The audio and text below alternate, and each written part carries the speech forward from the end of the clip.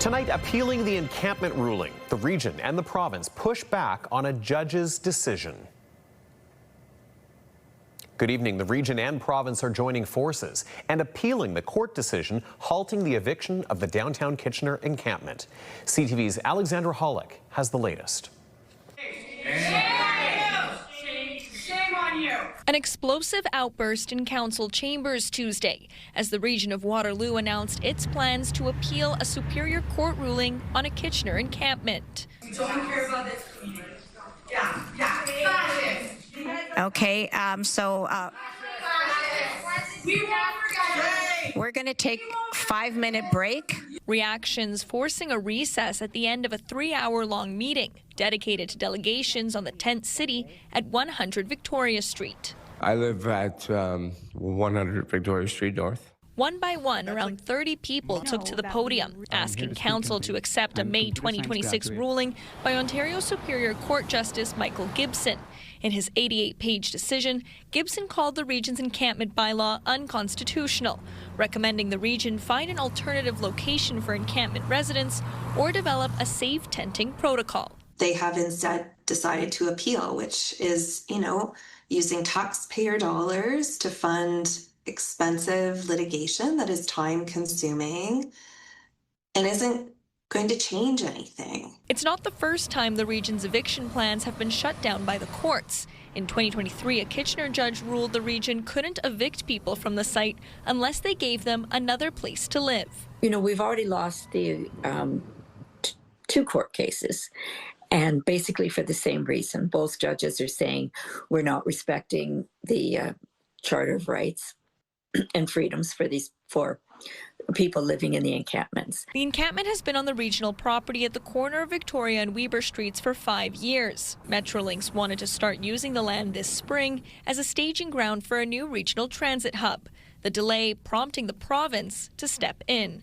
Why have an encampment of 30 to 35 odd people hold up millions upon millions of dollars in investment, economic development for the greater need of a growing region? It just doesn't make sense. We're going to appeal the decision. But some councillors say the appeal is a waste of time and money. It's time to move forward. I don't want more legal battles. I don't want to waste any more time. There were also concerns raised over Premier Doug Ford's pledge to use the notwithstanding clause if the appeal goes south. I find the notwithstanding clause undermines our judicial system. It undermines democracy. It's a very dangerous road to go down. We have a great respect for the judiciary. We will follow the steps of the judicial process.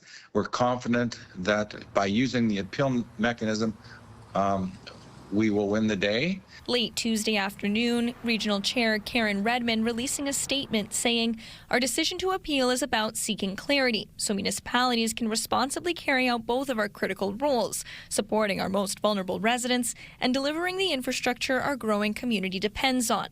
She went on to say this is a very challenging moment for our community and for council, adding, "This is not an easy path, but it is a necessary one." Councillor Pam Wolf says it'll likely be months before the region's appeal is heard in court. In the meantime, she says she still plans to put forward a motion for a safe tenting protocol, adding that regional staff will continue working to house those living at 100 Victoria. It's also unclear what all of this means for Metrolinx's already delayed plan to start working on the transit hub. Alexandra Hollick, CTV News, Kitchener. The concept of safe tenting as a solution has set off a lot of conversations. CTV's Jeff Pickle reports. I'm here to speak in favor of the region developing an emergency safe tenting bylaw before the June 22nd appeal deadline. Delegate after delegate today imploring the region to not appeal the encampment decision and instead implement a safe camping or managed encampment protocol. And so in the context of a lot of bad choices, safe tenting is the least harmful for people. It's been a common theme through the two court cases where the region was seeking the legal authority to clear the 100 Victoria site. I was really disappointed. I mean, several months ago, we had half of regional council interested in the idea of safe tenting zones. Safe tenting or managed encampments can take many forms. In 2024, the city of Guelph passed a public space use bylaw designating small pockets around the city that were deemed safe for temporary camping. Safe tenting is the idea that people at the fundamental level deserve the right to exist. It's just giving them a legal space to exist. And then from there, when you have a place you can exist, then you can also start servicing that with things like porta potties, with things like access to water. The Social Development Center of Waterloo Region, one of the many groups asking the region to consider this option. There is enough regional land to do so. So we think that this is very much a political choice to say that homeless people don't deserve the right to life, and that is quite an extreme choice to make. For advocates like Alton and those who spoke to regional council, it's a path forward that makes more sense than another legal battle. These are all parties that are funded by your tax dollars. The legal clinic, the agencies, the community members, the region lawyers, everyone involved is using tax dollars to get the same result over and over again. That people deserve the right to live, and that council would rather waste your money than give people that right. So far, the region of Waterloo has not expressed any intent on creating a safe camping program. Jeff Pickle, CTV News, Kitchener. New tonight, regional police are trying to find footage of a vehicle involved in a fatal crash near Cambridge. A 51-year-old man on a lawn tractor was killed in a collision yesterday involving a black BMW along Clyde Road. The 16-year-old girl driving the car was not injured. Now, police are looking for footage that may capture the car yesterday and are asking people in 3 areas to check dash cams or home security footage. It would capture a black BMW car on Monday between 8:50 and 10:10 a.m. in these areas: the Fiddlesticks neighborhood of Cambridge, the township of North Dumfries, and the Flamborough area. Anyone with footage that may be relevant is asked to reach out to police. Highway 6 is open again through Morriston late tonight after a long shutdown today for a multi-vehicle crash. It involved at least 2 transport trucks. One of them, carrying cement powder, went off the road, setting off an extensive cleanup. One driver received minor injuries. 4 Waterloo Region Gun Company executives face criminal charges tonight. Their company was claiming to supply large Canadian retailers, government, even law enforcement. But as CTV's Krista Simpson tells us, investigators say they were running a sophisticated fraud scheme. Regional police say that between 2016 and 2020, Trigger Wholesale, a Waterloo-based firearms and ammunition distributor, was at the center of an elaborate fraud targeting commercial financing company Clearflow.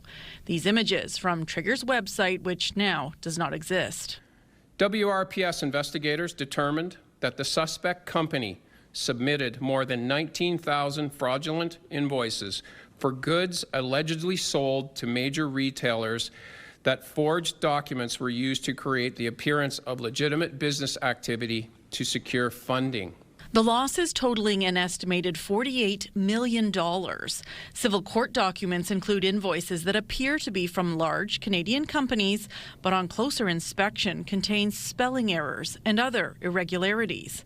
Police say that on top of fake invoices, there were altered firearms inspection reports, fake shipping and delivery records, fake email domains, and voice technology was used to impersonate employees of legitimate companies. Trigger Wholesale was placed in receivership in 2020 with extensive civil court documents outlining the allegations of fraud involving Mark Jadak and Jamie Lynn Jadak, the directors and officers of the company. Now, regional police say charges have been laid against 4 people: a 52-year-old man and a 48-year-old woman who used to live in Waterloo but are now in London, a 56-year-old man from South Frontenac, and a 64-year-old man from Guelph. They are jointly charged with the following offenses: fraud over $5,000, forgery, uttering forged documents, the falsification of business documents, and additional charges including possession of property obtained by crime, laundering proceeds of crime, and identity fraud. Police did not release the names of the accused, but say the 4 were all executives at Trigger. Police say the money from Clearflow was used in a Ponzi-style scheme while also funding lavish personal purchases. The allegations first surfaced in 2020, but regional police say their investigation began about 4 years later. Police say that's because Clearflow originally wanted to exhaust their civil options before moving forward with a criminal investigation. And in 2023, that criminal complaint was initiated. It wasn't assigned due to caseloads and workloads and resources within our fraud unit until 2024, where my partner and I took full carriage of the investigation. Some money has been recovered as a number of assets were seized and liquidated during the bankruptcy proceedings. There was some cottages, luxury cottages, significant landscaping and work done at those cottages. There was a luxury yacht, luxury ski boats, luxury Sea-Doos, as well as sport utilities and luxury vehicles, Land Rovers, high-end pickup trucks. All in Ontario, regional police say. As for Clearflow, the company is no longer operating. Its director of operations tells CTV she and her business partners are relieved to hear of charges being laid and hope justice will be served, adding they took advantage of our business relationship for their personal and business gains. Krista Simpson, CTV News. 2 weeks ago today, downtown Kitchener was filled with people celebrating the Rangers Memorial Cup win. Tonight, a smaller party in another community connected to the team. CTV's Karis Mapp is back from Ayr, the hometown of the Rangers' assistant general manager. Karis. Tony, the rain thankfully held off at Cowan soccer fields, and fans of all ages took advantage of what could be a once-in-a-lifetime opportunity. It feels amazing. Like, there's so much history with that cup. Fans in Ayr got up close and personal with the Memorial Cup, awarded to the best in junior hockey and captured by the Kitchener Rangers for the first time in a generation. It's definitely bigger than I thought, actually. So yeah, just seeing all the plaques on there, it's amazing. It's like seeing it up close. You never really get to. This community is home of Kitchener Rangers assistant general manager Michael Zolt. Everyone in Ayr loves their hockey and has cheered for the Rangers the whole way, so it means a lot to me to be able to bring the cup for everyone to see. The trophy's trip to Ayr coming just 2 weeks after fans flooded downtown Kitchener for a Memorial Cup victory parade and party. Let's go Rangers! Whoa! Let's go Rangers! I was actually really upset that I couldn't see it when they had the parade. Go Rangers! So knowing that it was going to be close to my community, even though my community is not Kitchener, where the team is from, it was really exciting for me. The gathering in Ayr also bringing back great memories of a historic season. I went to the teddy bear toss and a bunch of other games. From September, I didn't think that we were going to win the Memorial Cup, but here we are today. Right beside the Memorial Cup, the Rangers' other hardware, the J. Ross Robertson Cup as OHL champions and the Wayne Gretzky Trophy as Western Conference champs. You have to win Wayne Gretzky, then J. Ross, just to qualify for the Memorial Cup, and each one of them meant a lot to the team to win, but obviously bring home the national title is the most special. Especially when they can bring it home like Zolt did tonight in his own car. Lots of pressure, a lot of looking at my car if it's in the trunk and making sure my car's safe, but as long as it doesn't fall off that table when someone's looking at it, then we're okay. Up next, the Memorial Cup will be brought back to Kitchener in time for the Rangers to host their development camp this weekend. Tony. Okay, Karis, love it. Thank you. CTV's Karis Mapp reporting. Well, just ahead, the uncertain road ahead for home building. Is it enough to move the needle? I don't know. Heather Centerin looks at Waterloo's tentative plan to cut development fees. And we'll look at our satellite and radar right now and see all of that rain that's been moving across southwestern Ontario tonight. Checking the current temperatures, they are on the cool side tonight, sitting in the low teens. Back in a moment.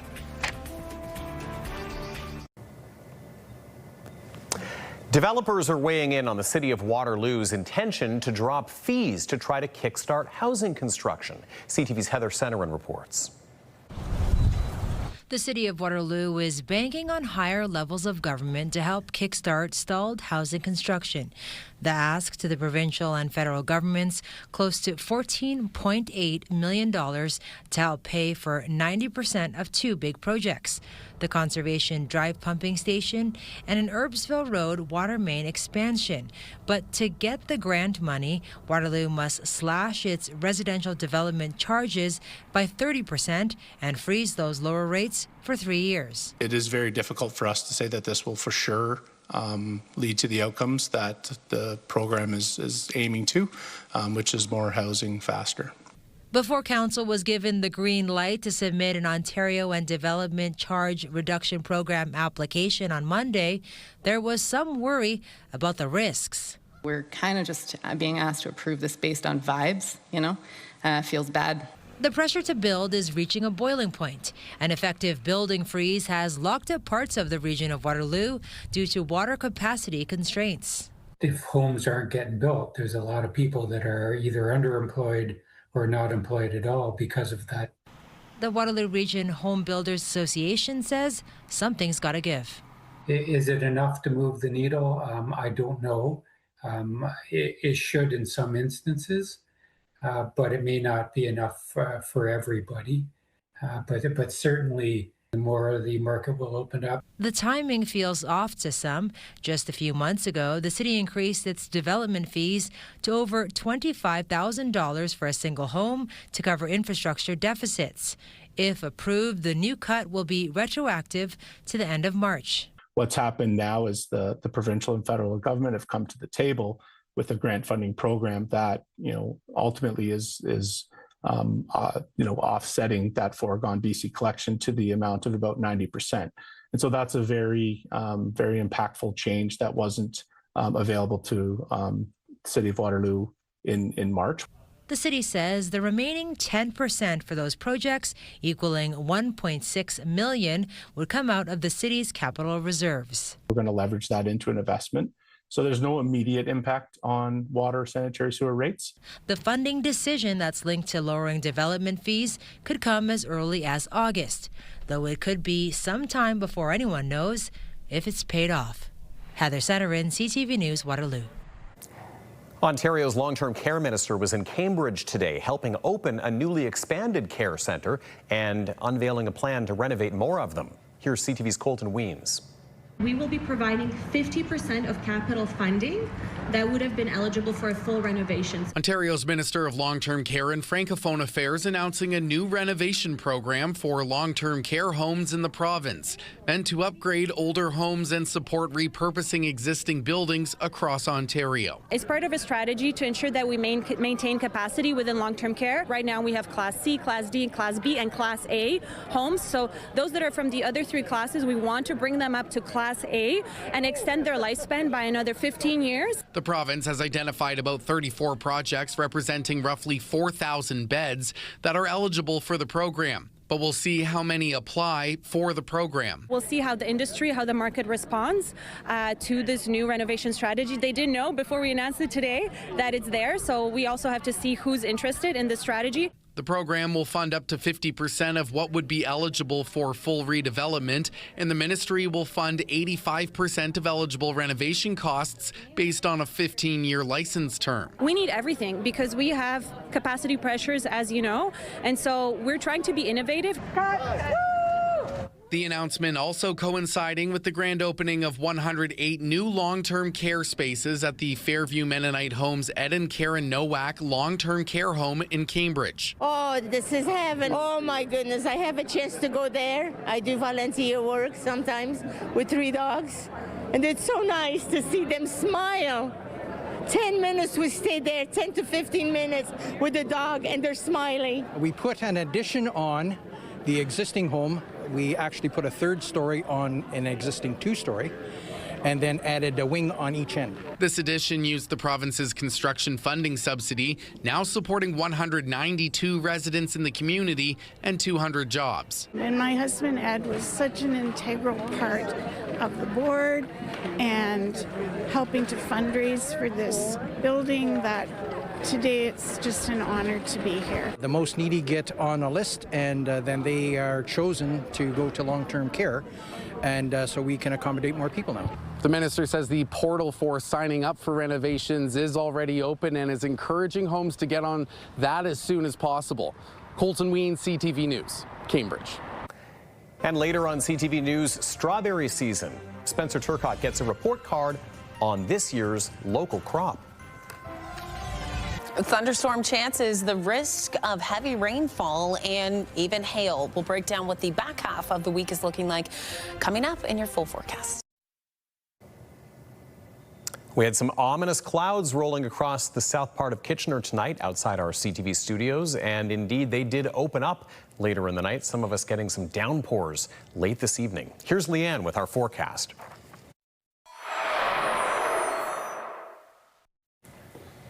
Well, this Tuesday started out with plenty of sunshine in Waterloo Region, but quickly changed to ominous cloud cover and shower activity for many communities right across southwestern Ontario. That will be a little bit of the trend as we get into the middle and back half of the week as well. We're watching for a potentially record-breaking low-pressure system that is going to move in over the Great Lakes. The timing with this will be quite rapid, so the intensity will vary with the heavier amounts of rainfall as we get into the overnight hours on Wednesday, but you can expect to see some embedded thunder shower activity as well as even potentially some hail activity too. Now, we did see a severe thunderstorm warning for Waterloo Region earlier throughout the afternoon hours, but it was lifted by Environment Canada around the 3 o'clock hour today.